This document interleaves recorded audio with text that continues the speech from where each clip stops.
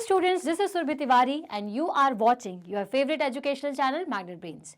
Well, हम पढ़ने जा रहे हैं chapter number 10 respiration in organism का NCERT एग्जाम्पलर सॉल्यूशन। इस चैप्टर का कंप्लीट डिस्क्रिप्शन मैं ऑलरेडी हमारे प्रीवियस वीडियो में दे चुकी हूँ, जो कि आपको www.magnetbrains.com पर जाकर के मिल जाएगा। कैसे मिलेगा इस वीडियो के लास्ट में मैं आपको ज़रूर बताऊंगी। तो चलिए शुरुआत करते हैं रेस्पिरेशन इन ऑर्गेनिज्म के एग्जाम्पलर सॉल्यूशन की। तो वेल, एग्जाम्पलर को सॉल्व करें उससे पहले हम आपको बता दें कि हमने इसके चैप्टर में क्या क्या पढ़ा था। तो हमने सबसे पहले तो ये पढ़ा था कि रेस्पिरेशन क्या होता है, ह्यूमंस में रेस्पिरेशन कैसे होता है, उसके डिफरेंट बॉडी पार्ट्स कौन से होते हैं जो कि रेस्पिरेशन में हेल्प करते हैं।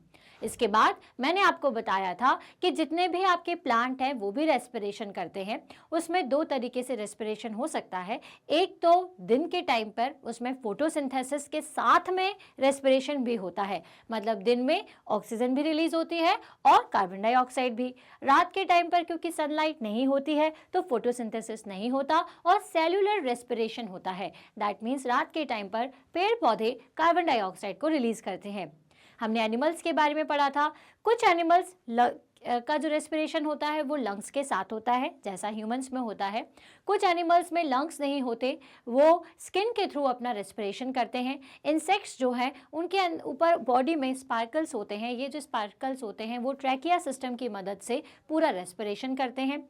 और हमने ये पढ़ा था कि एक्वेटिक एनिमल्स जितने भी होते हैं वो गिल्स के थ्रू अपना रेस्पिरेशन करते हैं। साथ ही साथ कुछ एक्वेटिक एनिमल्स ऐसे होते हैं जिनमें लंग्स होते हैं, जैसे व्हेल, ये सभी जो एनिमल्स हैं उनके अंदर क्या होते हैं, लंग्स होते हैं। तो वेल, ये जो पूरा टॉपिक है वो इसलिए मैं रिवाइज करवा रही हूँ क्योंकि हम जब सॉल्यूशन करेंगे तो वो आपको तभी बेहतर तरीके से समझ में आएगा जब आपने पूरा चैप्टर अच्छी तरीके से पढ़ा हो। तो जिन्होंने नहीं पढ़ा है उसे बहुत अच्छे से पढ़ लें। चलिए तो शुरुआत करते हैं क्वेश्चन नंबर फर्स्ट से। क्वेश्चन नंबर फर्स्ट है, sometimes when we do heavy exercise anaerobic respiration take place in our muscle cell. What is produced during this process? Well, आपको बताना है कि कभी कभी आप बहुत एक्सरसाइज करते हो, बहुत तेजी से एक्सरसाइज करते हो तो आपको क्या फील होने लग जाती है। आपको पहली चीज तो आप थोड़ी देर बाद बहुत तेजी से ब्रीथ करना शुरू कर देते हो। तो इस दौरान क्या होता है कि जब आप एक्सरसाइज करते हो तो आपकी बॉडी में सफिशिएंट अमाउंट ऑफ ऑक्सीजन नहीं जा पाती। इसलिए क्या होता है कि जैसे आप एक्सरसाइज को रोकते हो आप बहुत तेजी से सांस लेते हो, क्योंकि जितनी ऑक्सीजन का रेट अंदर जाता है और जितनी एनर्जी रिलीज होती है उससे ज्यादा का काम आपने कर लिया है। तो उस काम को पूरा, उस एनर्जी को फुलफिल करने के लिए क्या करना पड़ता है, आपको तेजी से सांस लेना पड़ता है ताकि आप और ज्यादा एनर्जी को अंदर लो और ज्यादा ऑक्सीजन को अंदर लो, तभी जाकर के आपको और ज्यादा एनर्जी प्रोड्यूस होगी।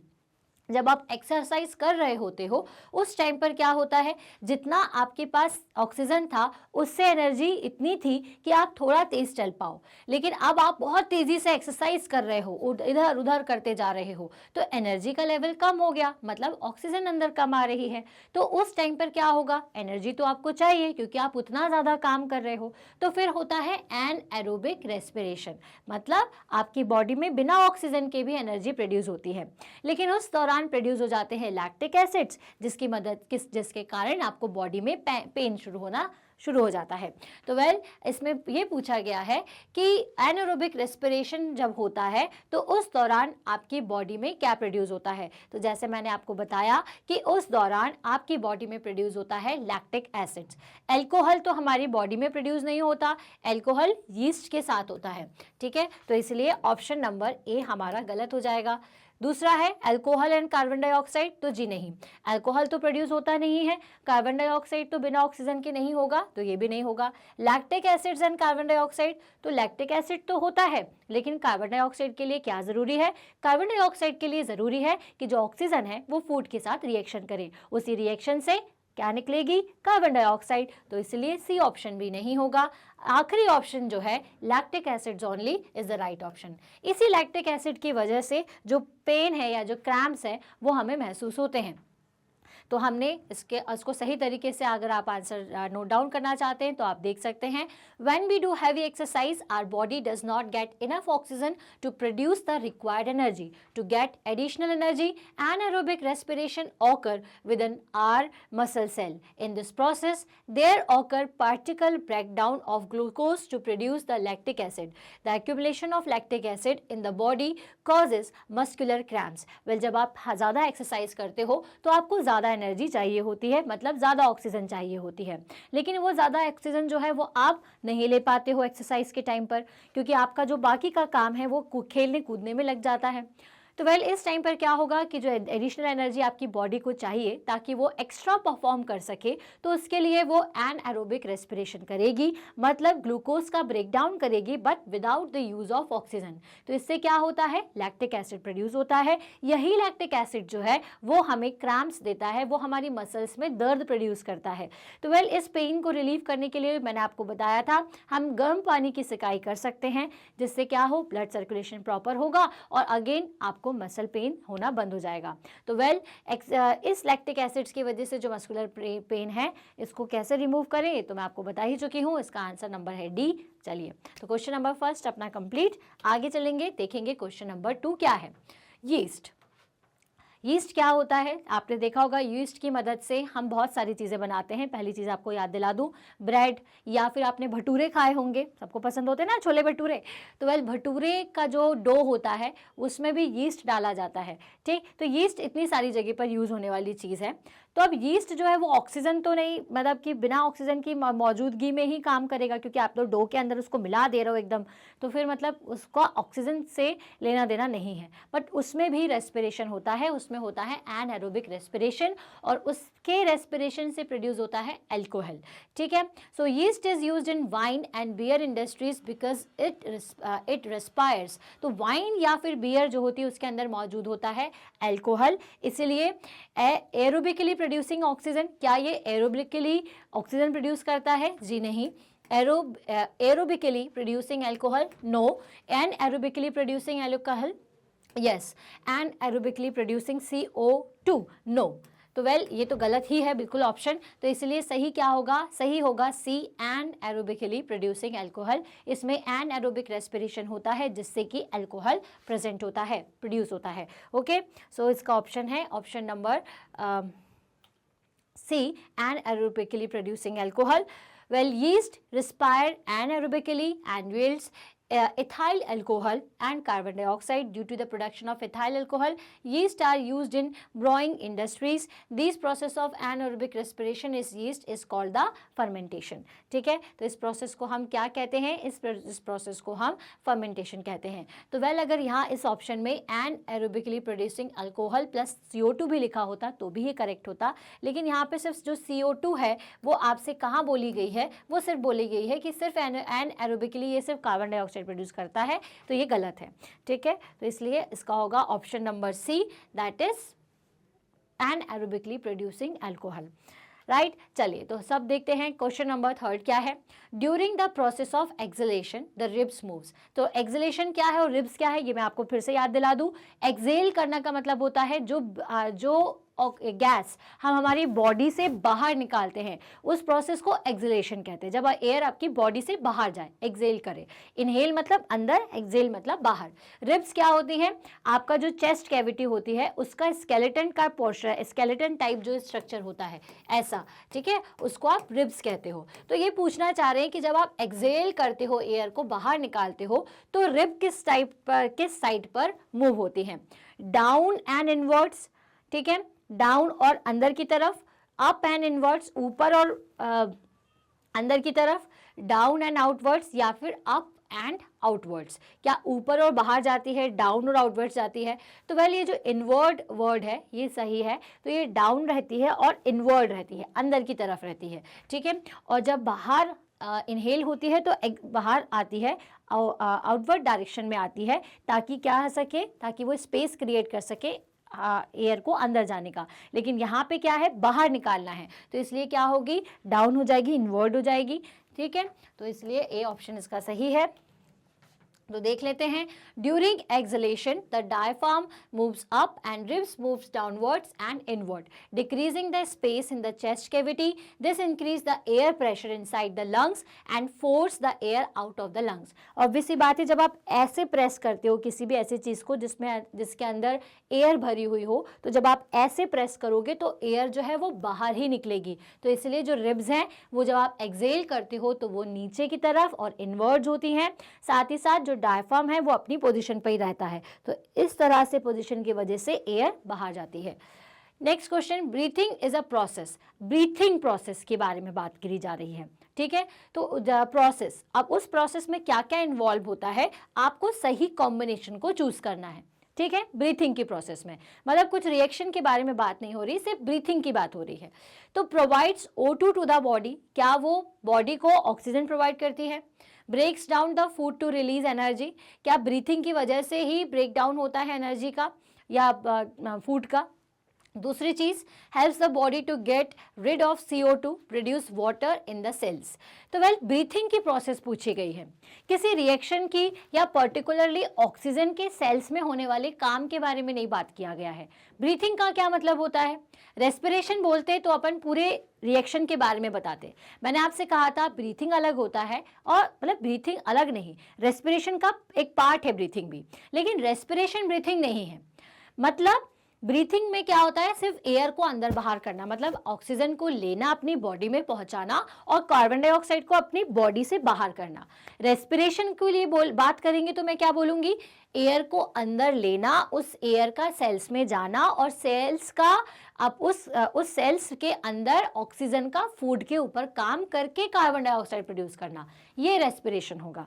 लेकिन ब्रीथिंग क्या होगा, एयर को अंदर लेना, इनहेल करना, ऑक्सीजन को बॉडी तक पहुंचाना और कार्बन डाइऑक्साइड को बाहर करना. तो इसके लिए जो राइट ऑप्शन होगा वो होगा provides O2 to the body, जो कि ऑक्सीजन पहुंचाए बॉडी तक और helps the body to get rid of carbon dioxide, और बॉडी को हेल्प करे कार्बन डाइऑक्साइड से बचाने में या हेल्प करने में कि उससे कार्बन डाइऑक्साइड बाहर आ जाए. तो इसका सही ऑप्शन क्या होगा, इसका सही ऑप्शन जो होगा वो होगा option number C, that is provides O2 to the body and helps the body to get rid of carbon dioxide. तो ये भाई जब क्वेश्चन आप देखें तो बहुत अच्छे से पढ़ना है कि क्या पूछा गया है. ब्रीथिंग प्रोसेस के बारे में पूछा गया था, जो कि मैं अपने स्टूडेंट्स को ऑलरेडी बता चुकी हूँ. थोड़ा रेस्पिरेशन का पार्ट है बट रेस्पिरेशन ही नहीं है. Okay, clear. तो देख लेते हैं क्या सही है. हम सी ऑप्शन था, जी हाँ सी ऑप्शन ही है. Breathing means taking in air rich in oxygen and giving out air rich in carbon dioxide with the help of respiratory organs. The taking in of oxygen rich air into the body is called inhalation and giving out of carbon dioxide rich air is known as exhalation. तो इससे आपको inhalation भी याद रहेगा और exhalation भी याद रहेगा. आगे चलते हैं क्वेश्चन नंबर 5 की तरफ. Fish breathe with the help of gills which are richly supplied with blood vessels. The gills helps the fish too. अब आपको बताना है कि फिश जो है वो गिल्स की मदद से अपना रेस्पिरेशन करती है पूरा. तो वह ये जो गिल्स है वो किस तरह से फिश को हेल्प करते हैं. Take in oxygen from air, क्या ये जो गिल्स है वो एयर से ऑक्सीजन को लेते हैं. Take in oxygen, dissolved in water, absorb nutrients present in water, release waste substance in the water.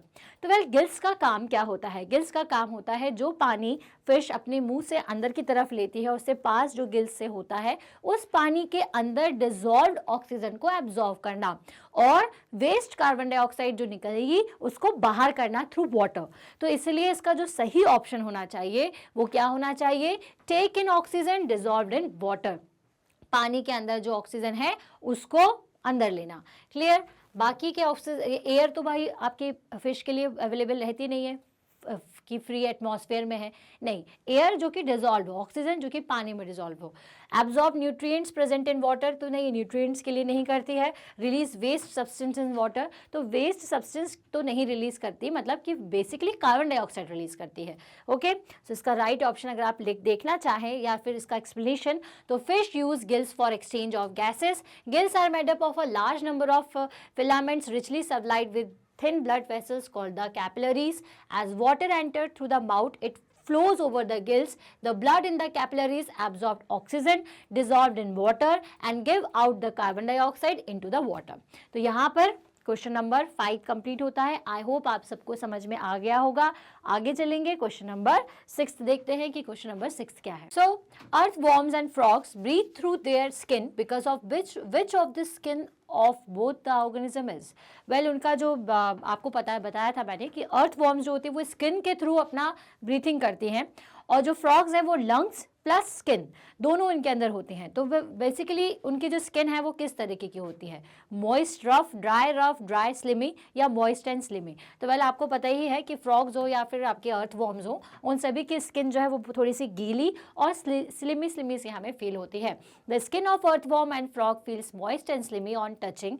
It is because in earthworms and frogs exchange of gases take place by diffusion through the moist body surface. Okay, चलिए यहाँ करते हैं question number 6 को complete. आगे चलेंगे question number 7 की तरफ. Mark the following statement as true और false. Correct the false statement. Well आपको बताना है कि कौन सा स्टेटमेंट सही है, कौन सा गलत है, और जो गलत है उसको हमें सही करना है. Oxygen breaks down the glucose outside the cells of organism. क्या जो ऑक्सीजन है वो सेल्स के बाहर ग्लूकोज का ब्रेक डाउन करता है? तो जी नहीं, सेल्स के अंदर ही सारा ग्लूकोज ब्रेक डाउन होता है, इसीलिए ये जो ऑप्शन है वो गलत है. Then frogs can breathe through their skin as well as lungs. तो फ्रॉग्स क्या दोनों तरीके से ब्रीथ कर सकते हैं? तो जी हाँ, दोनों तरीके से करते हैं. Insects have the spiracles on the lower surface of the body. क्या उनकी लोअर सरफेस पे होता है, नीचे की तरफ होता है क्या? नहीं, ऊपर की तरफ होता है स्पाइकल्स, जो कि ट्रैकिया से कनेक्टेड होता है, जिसके थ्रू पूरा जो गैसेस का एक्सचेंज है वो चलता है. ठीक है, तो ये भी फॉल्स है. नेक्स्ट है exhaled air has more percentage of carbon dioxide than inhaled air. तो क्या जो एयर हम एक्सेल करते हैं उसमें कार्बन डाइऑक्साइड ज़्यादा होता है और इनहेल्ड एयर के कंपैरिजन में? जी हाँ, जो एयर आप इनहेल करोगे उसमें कार्बन डाइऑक्साइड कंटेंट कम ही रहता है, ऑक्सीजन कंटेंट ज़्यादा रहता है. Okay, so For oxygen breaks down glucose inside the cells of organism. इसलिए ये गलत था क्योंकि उसमें लिखा था outside of the body. Okay, and next is वो नेक्स्ट वाला ऑप्शन तो ट्रू था. Then insects have the spiracles on the sides of the body. उनके साइड्स, बॉडी के साइड्स में स्पाइकल्स होते हैं. Okay, fill in the blanks with the suitable words. अब आपको सही सही वर्ड्स के साथ ये जो ब्लैंक्स ऑप्शन दिए हुए हैं उनको फिल करना है. The roots of a plant take up oxygen from the dash trapped between the particles. Well, जो रूट्स होते हैं प्लांट्स के वो कहाँ से ऑक्सीजन को लेते हैं या कहाँ से एयर को लेते हैं? तो आपको पता है रूट्स होती हैं सॉइल के अंदर. तो सॉइल के बीच ये जो पार्टिकल्स होते हैं, उन पार्टिकल्स के बीच में जो एयर प्रेजेंट रहती है, उस एयर को एब्जॉर्ब करने का काम करते हैं प्लांट्स के रूट्स. तो यहाँ पर क्या आना चाहिए? From the soil. ठीक है, next diaphragm forms the dash of the chest cavity. तो ये जो डायफ्राम होता है वो क्या फॉर्म करता है चेस्ट कैविटी का? ठीक है, so diaphragm forms the floor of the chest cavity, क्योंकि वो नीचे की तरफ रहता है, फ्लोर का काम करेगा. यही फ्लोर ऊपर होता है और अपनी जगह, यही फ्लोर नीचे होता है और अपनी जगह पे अगर मेंटेन रहता है तो इससे इनहेलेशन और एक्सहेलेशन दोनों में हेल्प मिलती है. जब डायफ्राम या जो फ्लोर है वो नीचे आएगा तो स्पेस क्रिएट होगा, इससे इनहेलेशन प्रॉपर होता है. और डायफ्राम जब अपनी पोजीशन पर रहेगा एक्सहेलेशन के टाइम पर, तो एयर जो है वो बाहर अच्छी तरीके से निकलती है. तो diaphragm forms the floor, okay, of the chest cavity. Next, exchange of gases in the leaves take place with the helps of what? तो gases किस तरह से exchange होती है? तो leaves के अंदर होते हैं छोटे से टेनी पार्टिकल्स, जिसको अपन क्या कहते हैं? स्टोमेटा. ओके, नेक्स्ट है cockroach breathe with the help of the air tubes called. किस एयर ट्यूब्स की मदद से ये ब्रीथ करते हैं? तो ट्रैकिया. ठीक है, नेक्स्ट अपन देख लेते हैं सही है कि नहीं. तो जी हाँ, बिल्कुल सही है. एयर जो है वो सॉइल के अंदर मौजूद होती है, फ्लोर बनाता है आपका डायफ्राम. स्टोमेटा जो है वो पार्टिकल है जो कि लीव्स में एयर को एक्सचेंज करने का काम करता है, और ट्रैकिया जो होता है उसकी मदद से जो एयर है वो इंसेक्ट्स के अंदर आसानी से पास हो जाती है. नेक्स्ट क्वेश्चन है pick the odd one out from the each of the groups given below on the basis of the respiratory organism. Give the reason for your answer. अब यहाँ पर आपको दिया हुआ है कॉकरोच के बारे में, ग्रास होफर के बारे में, स्नेल के बारे में और एंट के बारे में. तो आपको बताना है कि इसमें से ऑड वन आउट कौन सा है. तो कॉकरोच, ग्रासहोफर और एंट जो है ये सभी इंसेक्ट्स के अंदर आएगी, ठीक है, जो कि क्या करती है, जो कि इनके ऊपर जो स्पार्कल होता है या जो ट्रेकिया सिस्टम होता है उसकी मदद से रेस्पिरेशन करते हैं। स्नेल जो है स्किन से करती है, इसलिए यहाँ पर ऑड वन आउट कौन हो जाएगा, स्नेल। लिजर्ड, काउ, अर्थवॉर्म और स्नेक, तो इन सब की अगर बात करें तो इसमें जो आपका अर्थवॉर्म होता है वो डिफरेंट है, क्योंकि बाकी के सारे जो हैं वो लंग्स की हेल्प से क्या करेंगे, ब्रीथ करते हैं या रेस्पिरेशन करते हैं, लेकिन आपका यहाँ पर अर्थवॉर्म जो है वो स्किन के थ्रू करता है, इसलिए यहाँ पर जो अर्थवॉर्म है वो ऑड वन आउट है। नेक्स्ट है crocodile, whale, dolphin and fish, इसमें से ऑड वन आउट आपको निकालना है। तो चाहे क्रोकोडाइल हो, चाहे व्हेल हो या डॉल्फिन हो, ये सभी लंग्स की मदद से रेस्पिरेशन करेंगे, और जो फिश है वो गिल्स की मदद से, इसलिए ऑड वन आउट यहाँ पर फिश है। नेक्स्ट है स्नेक, टैडपोल, क्राउ एंड गोट, तो इनकी बात करें तो इन सभी में एक कॉमन चीज़ है, टैडपोल जो है वो अलग रहेगा, बाकी के सारों में लंग्स होता है। टैडपोल जो है वो गिल्स के थ्रू अपना रेस्पिरेशन करते हैं, तो यहाँ पर हो जाएगा tadpole. It is a kind of frog, okay, tadpole, ठीक है। चलिए तो देख लेते हैं क्या हम सही हैं। तो snail is the odd one out, it is because the cockroach, grasshopper and ant are all insects which respire by the means of trachea, whereas most snails respires through the gills. Earthworm is the odd one out, next में earthworm था, because it is respires through the skin by the process of diffusion, whereas lizard, cow and snake respire through the lungs. Fish is the odd one out because the fish respire through the gills, whereas the crocodile, whale, dolphin respire through the lungs. Tadpole is the odd one out because it is respire through the gills, whereas the snake, crow and goat respire through the lungs. Right? चलते हैं question number 10 की तरफ। Which gas present in air is essential for aerobic respiration, what is the role of oxygen during the respiration.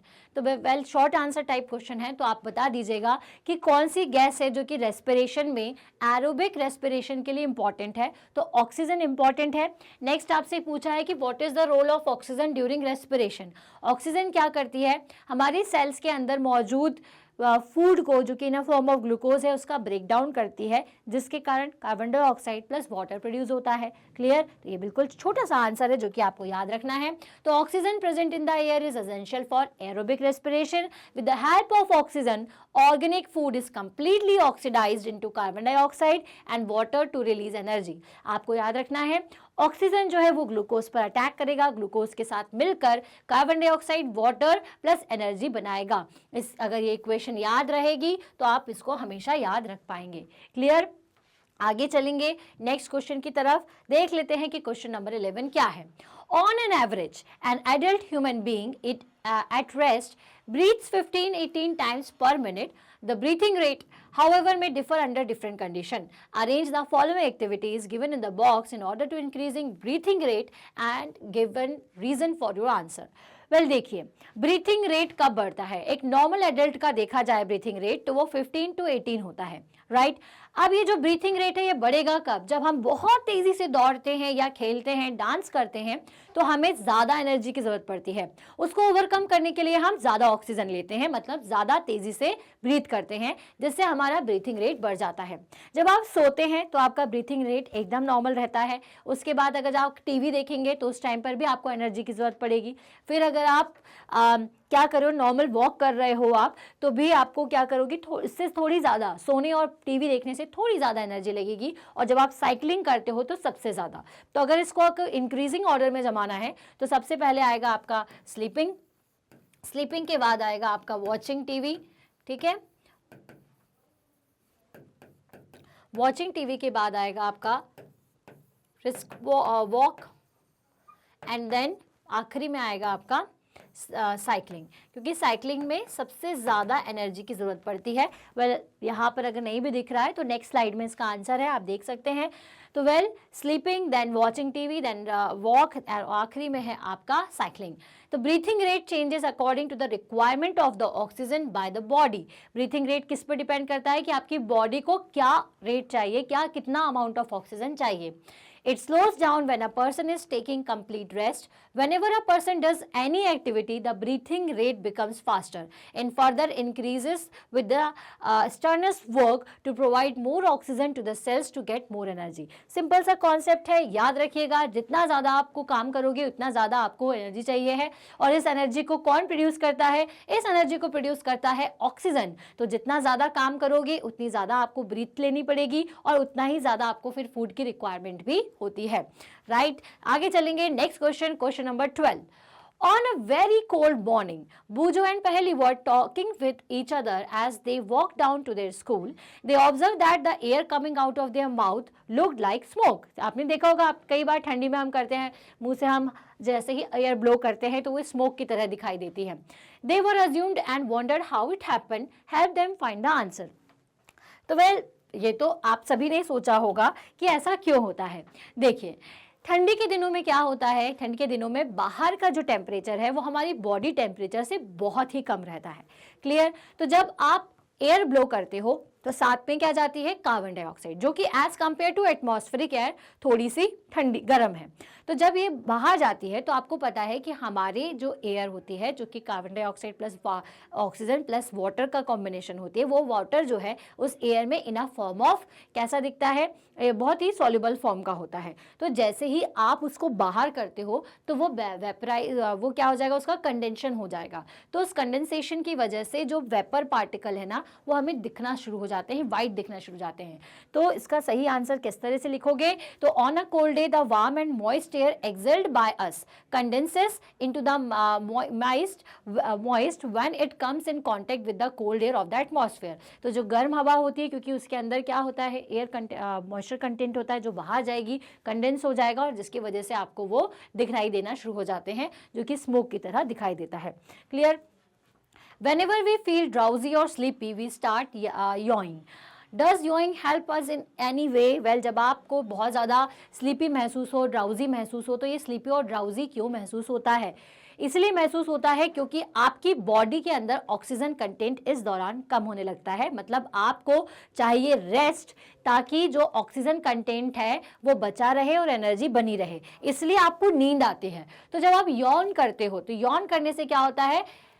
इस तरह से जब आप Yon करोगे तो ऑक्सीजन जो है वो अंदर जाती है और आपको थोड़ा रिलीफ फील होता है, आप थोड़ा कम स्लीपी करते हो. तो आपकी जो बॉडी है वो ऑटोमेटिकली और ज़्यादा ऑक्सीजन को लेने के लिए क्या करती है? यॉन करना शुरू कर देती है. सो ड्यूरिंग द ड्राउजीनेस और our breathing rate slows down. The lungs do not get enough oxygen from the air, resulting in yawing. Yawing brings extra oxygen into the lungs and removes more carbon dioxide and thus help us to keep up awake. तो इस तरह से हम जगे हुए रहते हैं. Insects and leaves of a plant. Next question है question number 14, which is again a short answer type question. Insects and leaves of a plant have pores through which they exchange gases with the atmosphere. Can you write 2 points of the difference between these pores with the respect to their position, number and extension in the body? Well, insects और leaves दोनों में ही pores होते हैं. Leaves के अंदर जो pores होते हैं उसे अपन स्टोमेटा कहते हैं, और जो इंसेक्ट्स में पोर्स होते हैं उसे हम क्या कहते हैं? उसे स्पाइकल्स कहा जाता है. तो नंबर्स देखा जाए तो लीव्स के अंदर ये जो टाइनी पार्टिकल्स हैं जो स्टोमेटा कहलाते हैं वो बहुत ज़्यादा होते हैं, और ये जो इंसेक्ट्स हैं उनके सिर्फ साइड पार्ट में ही होते हैं. तो the number of pores in insects are less as compared to leaves. पहला डिफरेंस तो ये हो गया. अब ये जो स्टोमेटा है ये किस एयर को एक्सचेंज करता है? तो वेल, ये जो स्टोमेटा है बेसिकली कार्बन डाइऑक्साइड रिलीज करेगा और ऑक्सीजन को भी रिलीज कर सकता है, लेकिन जो स्पाइकल्स होते हैं वो सिर्फ किसको रिलीज करते हैं? कार्बन डाइऑक्साइड को, क्योंकि स्टोमेटा पर डिपेंड करता है कि वो उसमें फोटोसिंथेसिस की प्रोसेस की वजह से हो रहा है या फिर रेस्पिरेशन की प्रोसेस की वजह से. ठीक है, तो इसमें वही जो लीव्स होती है क्योंकि ज़्यादा नंबर्स की होती है इसलिए उसमें ये पार्ट्स भी ज़्यादा होंगे. इनकी पोजीशन कहाँ होती है? लीव्स के ऊपर, इनकी सिर्फ साइड पर होती है. ठीक है, so and extension into body. ये जो इंसेक्ट्स के अंदर जो स्पाइकल्स होते हैं वो ऑक्सीजन को हमारे सेल्स तक पहुंचाने का काम करते हैं. लीव्स में जो स्टोमेटा है वो क्या करेगा? वो बेसिकली आपका जो भी फोटोसिंथेसिस की मेथड होती है उसमें हेल्प करता है. फूड प्रोसेसिंग के लिए ज़्यादा इंपॉर्टेंट चीज़ है. तो अगर पॉइंट वाइज पॉइंट देखा जाए तो spiracle in insects and stomata on leaves of the plant are pores through which the gaseous exchange take places. जैसा मैंने आपको बताया, याद रखिएगा, स्पार्कल्स जो होते हैं वो इंसेक्ट्स में और स्टोमेटा लीव्स के अंदर ऐसी चीज होती हैं जो कि गैसियस एक्सचेंज करने में हेल्पफुल होती है। Difference between sparkles and stomata on the basis of their position, number and extension into body are as follows. Spiracles are present on the sides of the insect's body while stomata are present on the surface of the lower surface of the leaves. Spiracles are fewer in number as compared to stomata.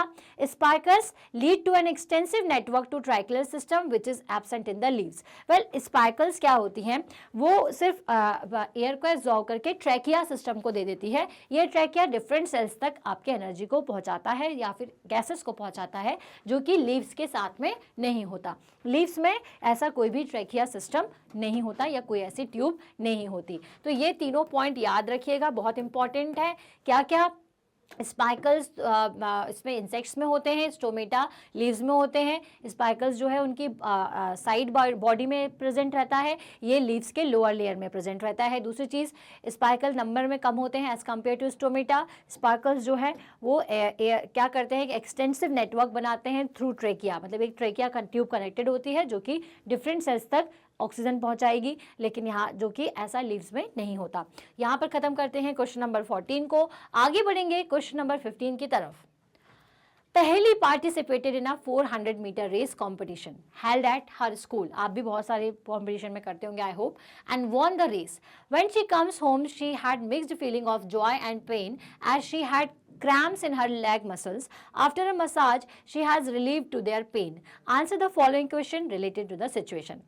What can be the possible reason for the pain in her leg? Well, देखिए, जब हम normal condition पे होते हैं, जैसे अगर अपन normal rest condition पर है तो हम नॉर्मल ऑक्सीजन लेंगे जो कि हमारी बॉडी को रिक्वायरमेंट है उतनी, और उतनी एनर्जी हमारी बॉडी पर मेंटेन रहेगी। जब हम दौड़ते हैं, भागते हैं तो क्या होता है, एक्स्ट्रा एनर्जी चाहिए होती है, और एनर्जी किससे बनती है, ऑक्सीजन से। तो इसका मतलब आपको क्या चाहिए, एक्स्ट्रा ऑक्सीजन। लेकिन जब आप दौड़ते भागते हो तो उतनी तेजी से आप सांस नहीं ले पाते हो, ब्रीथ नहीं कर पाते हो, मतलब ज़्यादा ऑक्सीजन अंदर नहीं ले पाते। तो अब एनर्जी तो चाहिए क्योंकि आपको काम करना है। तो क्या होता है फिर, एन एरोबिक रेस्पिरेशन होता है जो कि क्या करता है, बिना ऑक्सीजन के ही एनर्जी रिलीज करेगा, बिना ऑक्सीजन के ही ग्लूकोज पे काम करना शुरू कर देगा, जिससे एनर्जी तो मिल जाएगी फॉर टाइम बीइंग, लेकिन लैक्टिक एसिड्स प्रेजेंट हो जाते हैं जिससे, और उसी लैक्टिक एसिड्स की वजह से क्या होता है, हमारी मसल्स में पेन होना शुरू हो जाता है। तो what can be the possible reason for the pain in her leg, क्योंकि एन एरोबिक रेस्पिरेशन हो रहा था और उसी एन एरोबिक रेस्पिरेशन से लैक्टिक एसिड्स उसकी मसल्स में प्रोड्यूस हो गए, जिससे ये पेन उसे फील हो रहा है। Why did she feel comfortable after a massage? Well, जब अपन मसाज करते हैं या फिर गर्म पानी वार्म वाटर के अंदर अपने पैरों को डाल देते हैं तो उससे जो सर्कुलेशन है ब्लड का वो वापस मेंटेन हो जाता है, और ब्लड के साथ में क्या आता है, ऑक्सीजन कंटेंट, जो कि लैक्टिक एसिड को रिमूव कर देगा। इसीलिए क्या होता है, हमें मसाज के टाइम पर फील होने लगता है, थोड़ा कंफर्टेबल लगने लगता है। दैट मीन्स क्यों होता है ऐसा, शॉर्ट आंसर में देखा जाए तो ब्लड सर्कुलेशन इंप्रूव हो जाएगा, इसी वजह से पेन जो है रिलीफ होना शुरू हो जाता है। ये जैसा मैंने आपको बताया उसका यहाँ पे डिस्क्रिप्शन दिया हुआ है। The pain in her legs could be due to the accumulation of lactic acid in the muscles during the heavy exercise और running extra. Our body does not get enough oxygen to produce the required energy. To get the additional energy, the muscle cells respire anaerobically. During this process, partial breakdown of glucose occurs to produce the lactic acid, which an accumulation causes muscle cramps. The massage gave her relief because it improves the circulation of blood, resulting in increased supply of oxygen to the muscle cell, which helps in complete breakdown of lactic acid into carbon dioxide and water. I hope आपको ये answer clear हुआ है। आगे चलेंगे question number 16 की तरफ, हम बहुत जल्दी इसको खत्म करने पर हैं तो don't worry. So question number 16 क्या है, आपको फिगर को ऑब्जर्व करना है और इन आंसर्स को देना है। इन विच jar will the amount of CO2 be the highest and why, and in which jar will the amount of CO2 be the lowest and why? तो आपको बताना है कि किस जार में कार्बन डाइऑक्साइड का कंटेंट सबसे ज्यादा है और किस जार में सबसे कम। तो चलिए ऑब्जर्व कर लेते हैं। आप अगर जार ए को देखोगे तो इसमें क्या लगा हुआ है, प्लांट, क्लियर। बी में देख रहे हो तो प्लांट है, कुछ इंसेक्ट्स हैं। सी को देख रहे हो तो इंसेक्ट्स हैं। तो आपको बताना है कि भाई किस में ज़्यादा कार्बन डाइऑक्साइड का कंटेंट होगा। तो अगर अपन जार ए को देखें तो यहाँ पर प्लांट लगा हुआ है, ठीक है। दैट मीन्स कि यहाँ पे सिर्फ प्लांट है जो कि कार्बन डाइऑक्साइड थोड़ी बहुत अमाउंट में रिलीज कर रहा होगा। यहाँ पे इंसेक्ट्स भी है और प्लांट भी है, लेकिन ये जो प्लांट है वो इंसेक्ट से निकलने वाली कार्बन डाइऑक्साइड को किस में यूज़ कर लेगा, अपने लिए यूज़ कर लेगा। यहाँ पे जो सी है इसमें सिर्फ और सिर्फ इंसेक्ट्स हैं, तो वेल जो कार्बन डाइऑक्साइड का कंटेंट है वो सी जार में सबसे ज़्यादा और ए जार में सबसे कम होगा। The jar C will have the highest amount of carbon dioxide. It is because the mice kept in the jar will exhale carbon dioxide. Mice kept in the jar will exhale carbon dioxide continuously by breathing and thus increasing its amount in the bell jar. Well, ये mice हैं, छोटे छोटे चूहे इसके अंदर हैं. Jar A will have the least amount of carbon dioxide. It is because in the jar CO2 released during the respiration by the plant is used during the photosynthesis. Clear हुआ? चलिए आगे बढ़ते हैं क्वेश्चन नंबर 17 की तरफ। Observe the figure carefully and answer the following question. Which process is being tested in the activity, what is the result of the activity, give reason. Well आपको बताना है कि क्या प्रोसेस की जा रही है। वेल यहाँ पर किया जा रहा है ये टेस्ट कि हमारे जो गैस हमारे बॉडी से निकलती है, जो हम एक्सेल करते हैं, वो कार्बन डाइऑक्साइड होती है, ठीक है। What is the result of this activity. Well इस एक्टिविटी को अगर करोगे तो आपको क्या रिजल्ट मिलेगा। जब आपने प्योर वाटर में अगर आप ये एक्टिविटी करोगे तो आपको इतना ज़्यादा चेंजेस कुछ भी नज़र नहीं आएगा, पानी आपको एज इट इज़ दिखेगा। लेकिन जब आप लाइम वाटर में करते हो तो लाइम वाटर में जब आप कार्बन डाइऑक्साइड का कंटेंट डालते हो तो वो थोड़ा सा मिल्की हो जाएगा, जिससे हमें ये चीज़ क्लियर हो जाएगी कि जो हवा जाएगी, जो एयर हम एक्सेल करते हैं उसमें CO2 कंटेंट होता है। Clear. So release of carbon dioxide during exhalation is being tested in the given activity. The lime water is in test tube B turns milky, but water in test tube A remains unchanged. It is because CO2 is present in exhaled air, and when it mixes with the lime water in test tube B, the lime water turns milky. Clear? चलिए question number 18, a food stall owner was preparing dough for making bhatura. एक food stall का owner है जो कि भटूरा बनाने के लिए prepare कर रहा है। He added a pinch of yeast and sugar to the dough and left in a warm place. After few hours the dough had risen there was a sour smell too, और एक sorry सी smell भी आ रही। तो ऐसा क्यों हुआ। Why did the dough rise and why did the dough smell sour and why was sugar added to dough? What would happen if the dough was kept in the refrigerator soon after it was prepared? चलिए तो सबसे पहले अपन ये 3 answer दे देते हैं कि क्यों dough जो है वो ऊपर की तरफ उठ गया, क्यों उसमें स्मेल आ रही थी, और क्यों जो डो है उसमें शुगर डाली गई। तो वेल जब हमें पता है कि जो यीस्ट है वो क्या होता है, वो एक एनाएरोबिक रेस्पिरेशन करता है, मतलब ऑक्सीजन का हेल्प नहीं लेता। वो क्या प्रोड्यूस करता है, वो प्रोड्यूस करता है एथाइल अल्कोहल, ठीक है।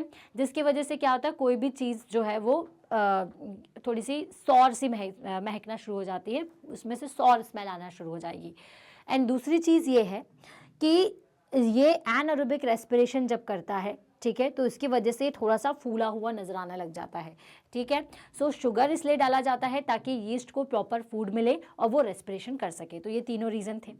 अगर अपन ने रेफ्रिजरेटर में रख दिया तो क्या होगा, प्रॉपर उसको टेम्परेचर नहीं मिलेगा, और बिना उस टेम्परेचर के ना तो वो रेस्पिरेशन कर पाएगा, इसलिए ना तो वो फूलेगा, ना ही उसमें स्मेल आएगी, ठीक है। So yeast undergoes anaerobic respiration in the absence of oxygen and once again yeast undergoes anaerobic respiration and produces the ethyl alcohol and carbon dioxide. The CO2 released during the respiration by the yeast results in the rise of dough. तो CO2 क्योंकि release होती है इसलिए आपको जो dough है वो ऊपर की तरफ दिखाई देता है। जैसा मैंने आपको बताया था, रेस्पिरेशन के कारण जो डो है वो ऊपर होता है। दैट मीन्स कि कार्बन डाइऑक्साइड क्योंकि रिलीज हो रही होती है इसलिए डो ऊपर दिखता है। Production of alcohol during the anaerobic respiration by yeast result in sour smell. तो स्मेल सॉर क्यों आती है, क्योंकि उसमें अल्कोहल प्रोड्यूस होता है। Sugar act as food for yeast, और शुगर जो है वो उसकी फूड का काम करेगा।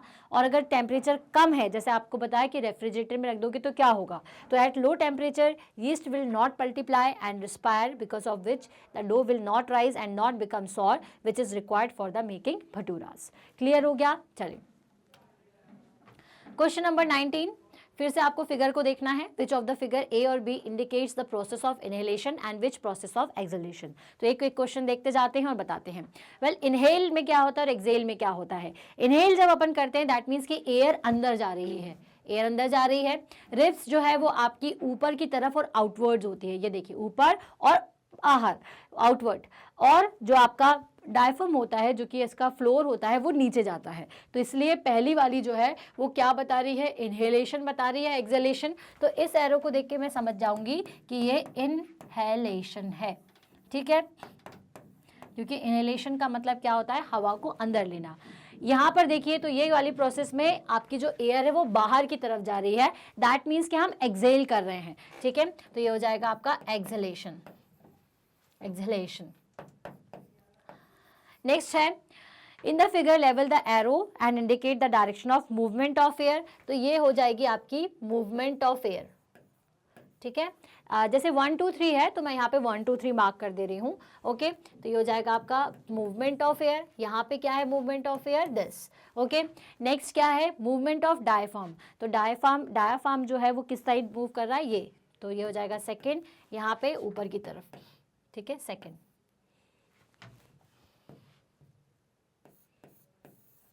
नेक्स्ट क्वेश्चन है मूवमेंट ऑफ रिब्स। तो ये देखिए, ये आउटवर्ड्स, ये इनवर्ड्स। आउटवर्ड कब जाती है, इनहेलेशन के टाइम पर, तो ये हो जाएगा आपका थर्ड, ये भी हो जाएगा आपका थर्ड। क्लियर हुआ, चलिए। सो यहाँ पर अगर आपको और प्रॉपर तरीके से डायग्राम देखना है कि किस तरह से आप इस पर इंडिकेट कर सकते हो, तो ये देखिए, ये है, ओके। आते हैं हमारे आखिरी क्वेश्चन की तरफ, जो कि है question number 20। Match the names of organism and column 1 with their organs of breathing in column 2। Well, किस तरह से ये ब्रीथ करते हैं ये आपको बताना है। Butterfly, earthworm, sparrow and fish. तो बटरफ्लाई एक इंसेक्ट है, दैट इज द स्पाइकल्स इसके अंदर ऊपर होंगे, ठीक है। तो ये अपनी बॉडी पर मौजूद स्पाइकल्स की मदद से ब्रीथ करती है, that is third option. Earthworm के बारे में हम पढ़ चुके हैं, वो मॉइस्ट होती है, स्लिमी होती है, दैट मीन्स कि वो स्किन के थ्रू अपने क्या करती है, ब्रीथ करती हैं। स्पैरोज में लंग्स होते हैं, ऑब्वियस सी बात है, और फिश में गिल्स होते हैं। तो ये रहा है हमारे राइट से ऑप्शंस, ठीक है। आई होप आपको ये पूरा सॉल्यूशन समझ में आ गया होगा। एग्जाम्पलर सॉल्यूशन चैप्टर नंबर 10 का यहाँ पर हम करते हैं कंप्लीट। वेल, जैसा मैंने आपको बताया था कि वीडियो के लास्ट में मैं आपको बताऊंगी कि जो टॉपिक कवर्ड है वो कहाँ से पढ़ सकते हैं। तो आपको वो सारे टॉपिक्स मिल जाएंगे www.magnetbrains.com पर। जैसे ही आप ये टाइप करेंगे एक स्क्रीन इस तरह से ओपन हो जाएगी। इस स्क्रीन में नीचे की तरफ क्लासेस हैं। जैसे आप क्लास 7 के स्टूडेंट हैं तो आप क्लास 7 सेलेक्ट कर लीजिए, ठीक है। क्लास 7 को सिलेक्ट करते साथ ही आपको यहाँ पर एक और स्क्रीन दिखेगी कुछ इस तरह से, जहाँ पे हर सब्जेक्ट के फोल्डर्स बने हुए हैं। जो भी सब्जेक्ट पढ़ना चाहते हैं उस पर वॉच नाउ कर दें। वॉच नाउ करते साथ ही एक पूरी इस तरह से नीचे की तरफ लिस्ट खुल जाएगी। देखिए यहाँ दिख रहा है ना, वॉच चैप्टर वाइज वीडियोस, इनके टॉपिक सब टॉपिक सबके अलग अलग वीडियोस बने हुए हैं। पूरा कंप्लीट चैप्टर भी है, तो जिसको भी क्लिक करोगे एक ऐसा वीडियो ओपन हो जाएगा जिसमें सारे टॉपिक्स हैं, या एक टॉपिक जो भी पढ़ना है आपको। इस टॉपिक को पूरा या इस वीडियो को पूरा ज़रूर देखिए, तभी आपको टॉपिक क्लियर होगा। देखने के बाद अगर पसंद आता है तो लाइक और कमेंट ज़रूर करिएगा, ठीक है। अगर आपको कोई डाउट है तो भी कमेंट सेक्शन में लिख सकते हैं। पहले इस वीडियो को आप शेयर करिए अपने सेम क्लास के स्टूडेंट्स के साथ, क्योंकि अगर आप साथ में पढ़ेंगे तो साथ में बहुत मज़ा आता है पढ़ने में। साथ ही साथ इन्हें किसी ऐसे स्टूडेंट के साथ भी शेयर करिए जो आपसे थोड़ी बड़ी या छोटी क्लास में है, क्योंकि हमारे पास 100% फ्री क्लासेस हैं किंडरगार्टन से क्लास 12 तक के स्टूडेंट्स के लिए। साथ ही साथ चैनल को सब्सक्राइब करिए ताकि जो भी रिसेंट अपडेट है वो आप तक तुरंत पहुँच जाए। मिलते हैं हम नेक्स्ट वीडियो में। Till then, stay happy, stay healthy. Thank you so much.